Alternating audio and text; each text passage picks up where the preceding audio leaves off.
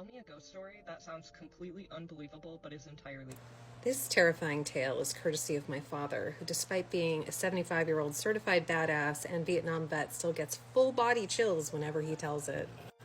My father is a very interesting man. He's been many things: a soldier, a cowboy, a miner, and in his 18th year, he elected to be a ranch hand at a historic farm in Texas. This was in the 60s, right before he enlisted. And when he got there, the pragmatic and practical people that ran the ranch were very open about it being very haunted. There were your general tales of things that go bump in the night, and one extra alarming experience was a car that was left at the bottom of a hill without an engine. Its lights went on and it rolled up the hill by itself. These stories notwithstanding, I don't know if my father cottoned to the idea of ghosts at the time, but he certainly would by the end of the summer.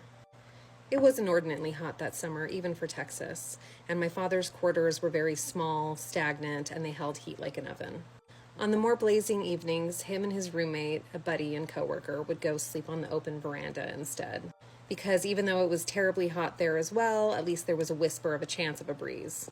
It was a porched veranda, and they were both sleeping on their own patio furniture. One hot as Hades night, he woke up with a start. It was completely still, not even the crickets were going, so he couldn't understand what had woken him. Then he felt that prickling feeling of being watched, that innate one where you just know somebody's looking at you, or something.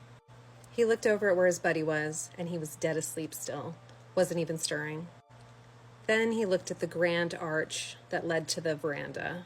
He saw a very tall man in silhouette standing there, taking up the entire archway.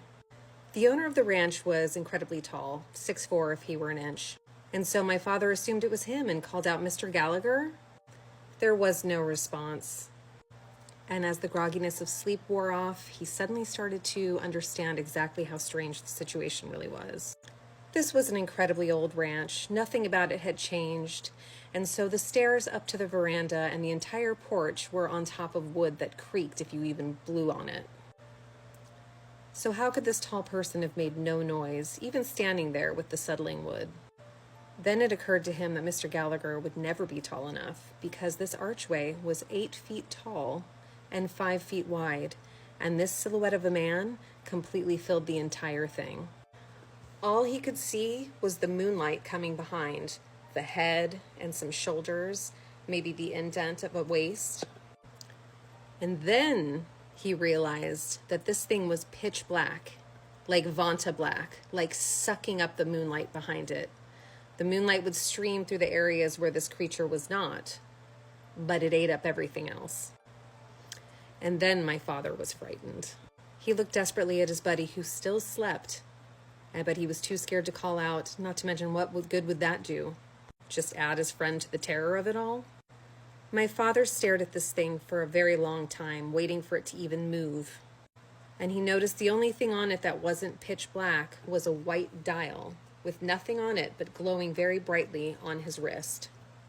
Paralyzed in sheer terror, my father waited and waited for this thing to make some sort of a move, but it never did. It just sat there, silently watching him. He could not see the whites of its eyes, but he could still feel it, feel that gaze. So he elected to close his eyes and just count for as long as he could, assuming that he would hear if this thing either left or launched at him. Seconds turned to minutes, minutes continued, and finally he opened his eyes, too scared to count any longer, and there was nothing there.